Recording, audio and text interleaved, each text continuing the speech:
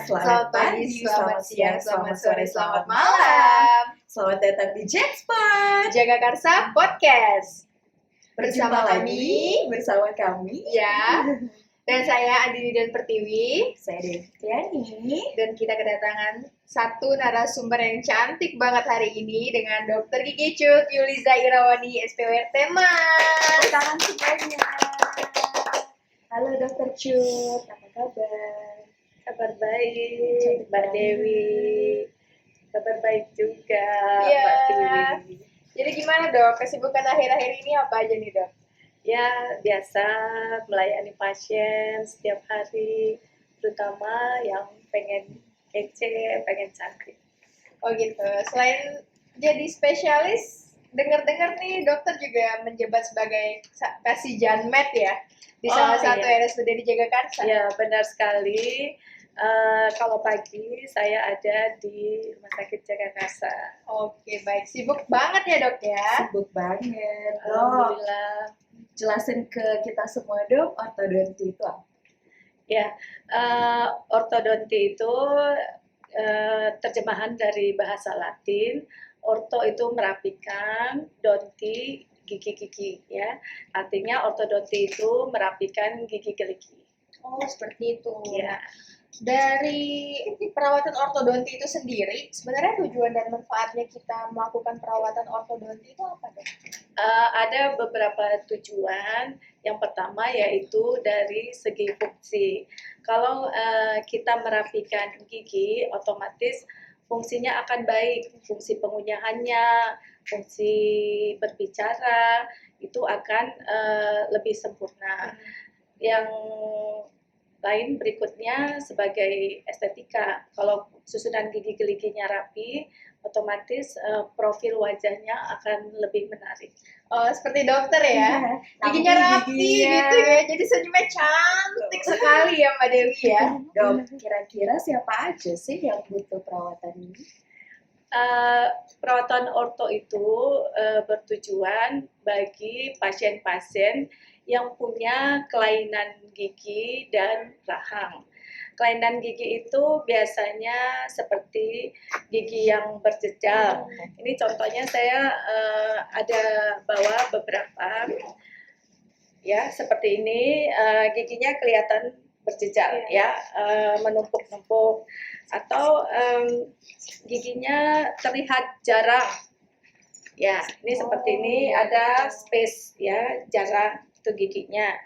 Kemudian ada juga yang rahangnya tidak balance. Misalnya rahang atasnya terlalu maju, ya, seperti ini dia tonggos, atau kadang-kadang rahang bawahnya yang terlalu maju, ya.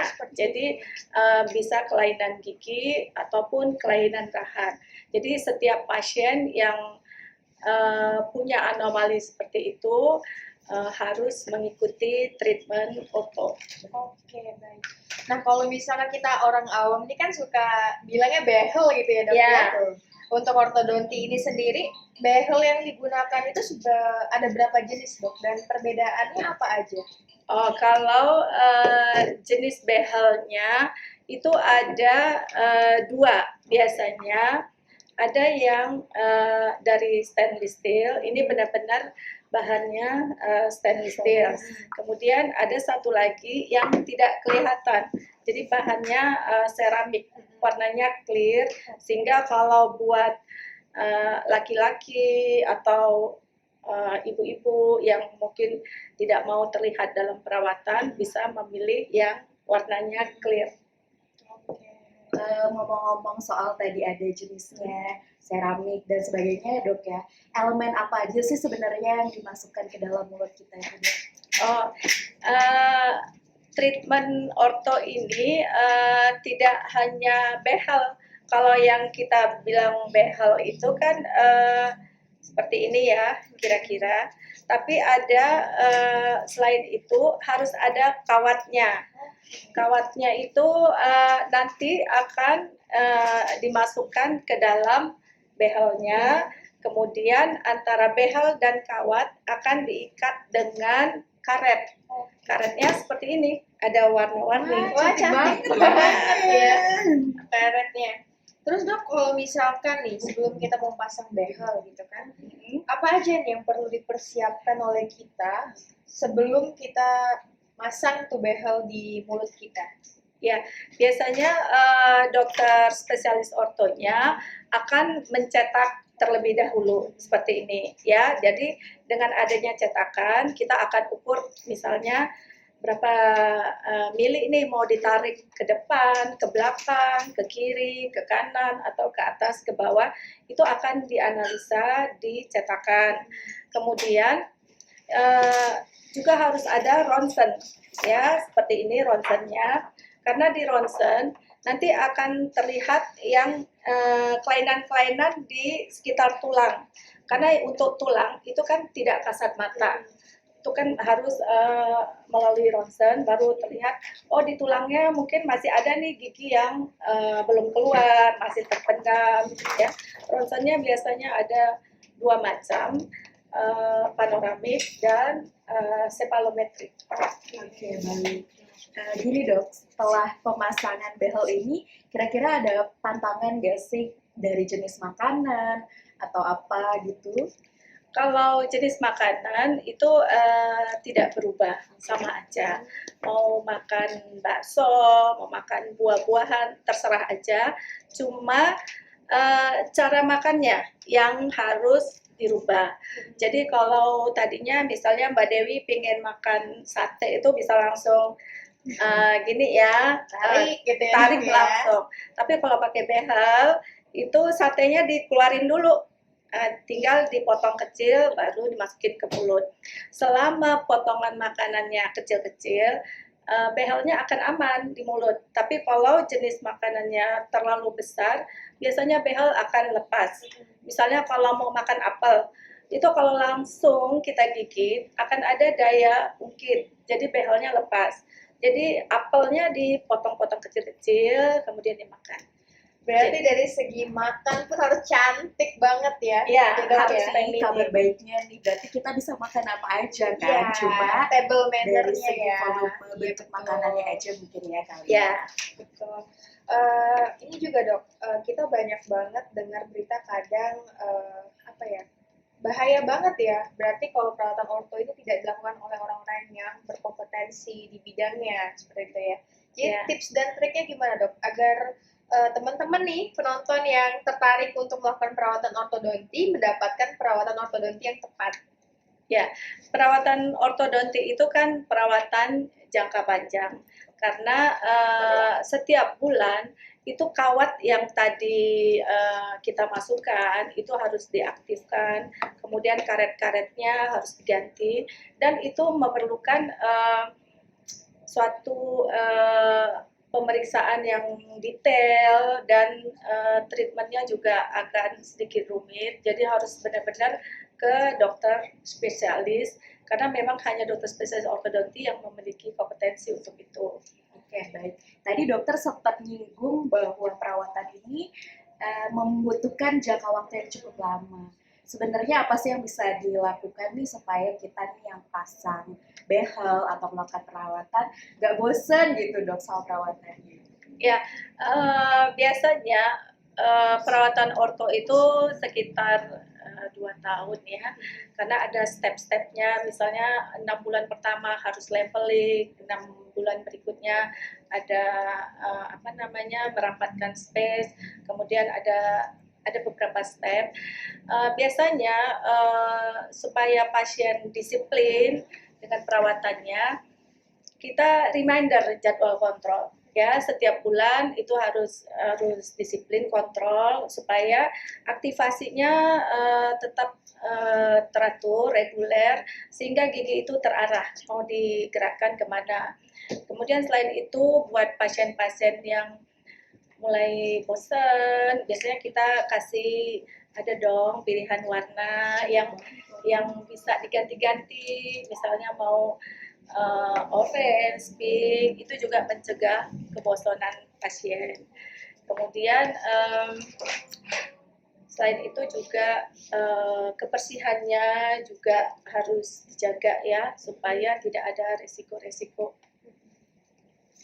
Nah dok, ngomong-ngomong dengan hal yang harus dijaga selama melakukan perawatan, kalau dari segi pasien sendiri, apa saja yang perlu kita persiapkan untuk apa ya selama perawatan orto ini agar tetap disiplin, terus juga kan membersihkannya pasti ada tips dan trik tertentu ya dok ya? Ya, eh, kalau pakai behel itu kan makanan cenderung nyangkut. Iya betul. Jadi biasanya kita sudah siapkan kit ortonya untuk memudahkan pembersihannya. Pertama-tama pasti odol ya. Odol itu biasanya ada tertulis buat orto ya. Khusus ya dok? Ya khusus ya. Kemudian odol, terus sikat giginya. Sikat gigi orto itu pun juga khusus ya, seperti ini. Dia akan tulis buat orto. Berbeda Ya, dengan sikat gigi ya, konvensional lainnya ya dok ya? beda banget karena kalau sikat gigi orto dia tengahnya agak rendah ya bulunya supaya behelnya bisa liwat di situ. Setelah pakai sikat gigi yang besar, kemudian untuk di bawah behel kita sediain bulu yang halus. Bulu yang halus itu kecil banget ya, seperti ini. Ya, ini saya buka aja ya supaya tahu gimana caranya. Nanti bulu yang halus itu kita masukin di bawah kawat. Kalau yang sikat yang besar itu kan di atas kawat ya. Tapi kalau misalnya ada sisa sayurannya tuh nyempil di bawah kawat, bisa pakai seperti ini. Ini bulunya halus banget, dibuat sudutnya, jadi bisa langsung di bawah kawat ya, masuk di bawah kawat seperti ini ya. Kemudian jadi mudah sekali masukin aja di bawah kawatnya. Kemudian setelah itu kita pakai yang dental floss. Dental floss tuh ada benang tuh. Biasanya dulu itu benang itu dikaitkan di sini, Di jari ya di jari. gitu. Tapi kan agak ribet. Sekarang udah ada tangkainya, pegang aja seperti ini, masukin aja di sela-sela ini, gesek kiri kanan. Ya, gini nih. Ya, mudah ya, mudah banget. Iya, mudah banget. Jadi giginya bersih aja, walaupun ada behel, ada kawat, apa segala macam, nggak masalah. Setelah itu kita pakai deh obat kumurnya. Oh gitu. Ya, Biar kumur, tetap jadi segar. clear semuanya. Oke. Aduh dok, kelihatannya kan kayak banyak banget nih perawatannya. Sebenarnya ada bahayanya nggak sih kalau misalnya kita tuh nggak ngikutin nih perawatannya secara teratur? Ya, bahayanya tadi kan kalau ada sisa makanan yang menumpuk tidak bersih, itu akan menimbulkan karies, giginya nanti jadi berlubang. Jadi pasti itu kan sesuatu yang tidak diharapkan. Nanti giginya bagus, terus ada lubang juga kurang baik ya. Jadi kalau bisa giginya itu rapi dan sehat. Nah dok, sekarang kan kita tahu lagi masuk masa pandemi COVID-19 seperti itu ya. Nah bagaimana nih dok, tips dan trik yang aman untuk melakukan perawatan ortodonti di era COVID-19 seperti sekarang? Ya, untuk COVID itu ada protokolernya sendiri. Kita tetap sebelum memasuki ruang praktek harus cuci tangan ya. Kemudian tetap harus pakai masker. Kemudian itu dari sisi pasien ya. Dari sisi dokternya juga nanti akan pakai baju hazmat, kemudian face shield-nya. Dan dari segi ruangan itu juga nanti harus ada sesuai protokol COVID itu ada HEPA filter ya, penyaring udaranya, kemudian ada suction aerosolnya. Jadi pasien yang ingin berobat untuk orto khususnya tetap aman dari COVID. Nanti kita tayangkan ya, gimana sih sebenarnya klinik yang udah aman nih sesuai dengan protokol kesehatan yang ada. Betul, jadi para calon pasien nggak perlu khawatir nih, walaupun daerah COVID, kita tetap bisa melakukan perawatan ortodonti ya dok ya? Ya. Oke, Untuk penggunaan orto sendiri tadi itu kan ada yang 2 tahun ya dok ya, jadi dia jangka waktunya melihat case juga ya seperti apa keparahan mungkin ya dari strukturisasi gigi itu sendiri. Ya. Nah, kalau misalkan nih dok, kita udah selesai pakai orto, apa kewajiban kita sebagai pasien udah selesai nih perawatannya? Atau masih ada perawatan yang harus tetap kita laksanakan?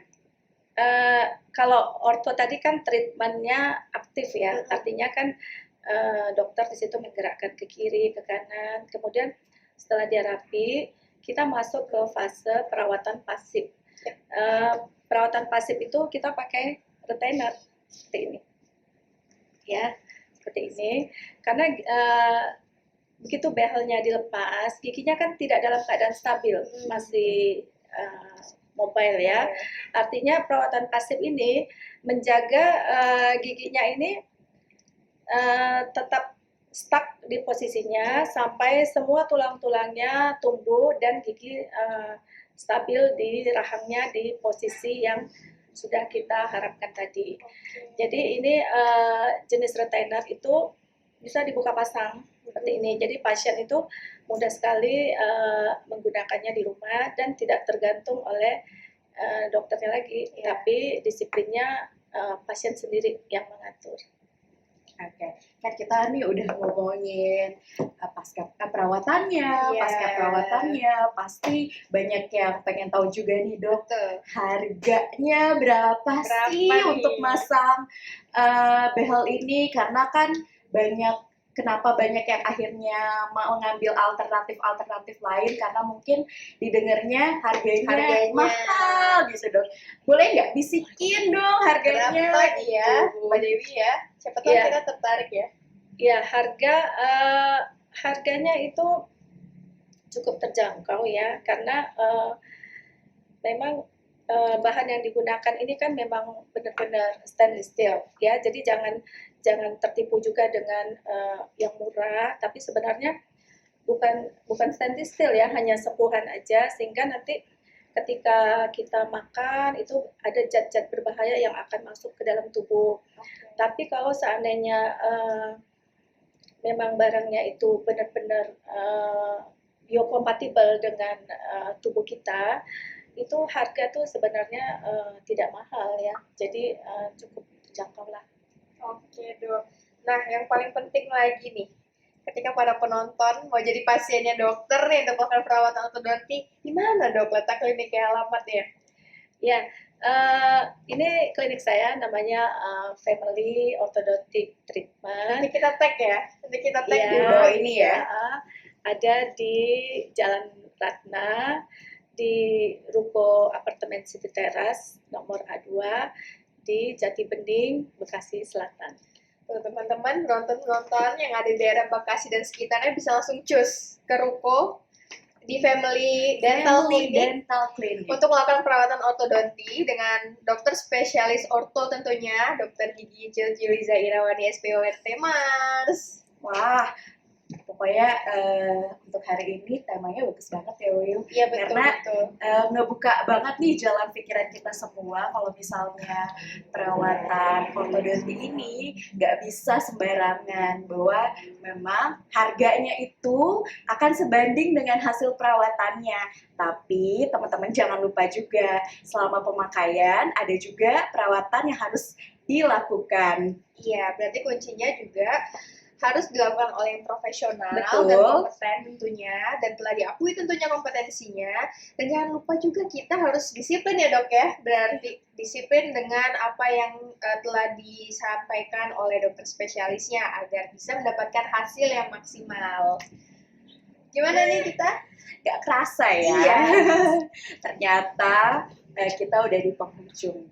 Aduh, sedih banget sebenarnya Mbak Dewi ya. Sebenarnya pertanyaannya banyak. Banyak loh. Karena Dokter Cut ini mampu menjelaskan dengan baik, dengan asik dan bahasanya mudah dimengerti.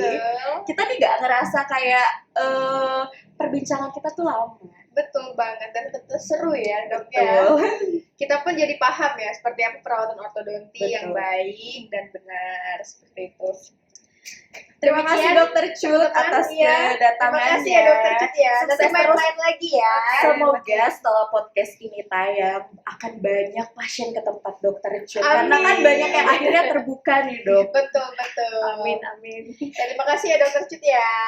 Jangan lupa ingat-ingat kita. Kita terima endorse untuk behel kan. boleh. Kebetulan gigi saya agak renggang nih. Kayaknya saya akan mulai untuk Oke. Demikian nih penonton untuk Jaga Karsa Podcast episode 2. Dan stay tune terus di kita untuk next episode yang pasti akan membahas tema yang gak kalah serunya dan Betul. gak kalah informatifnya. Demikian ya. Dah.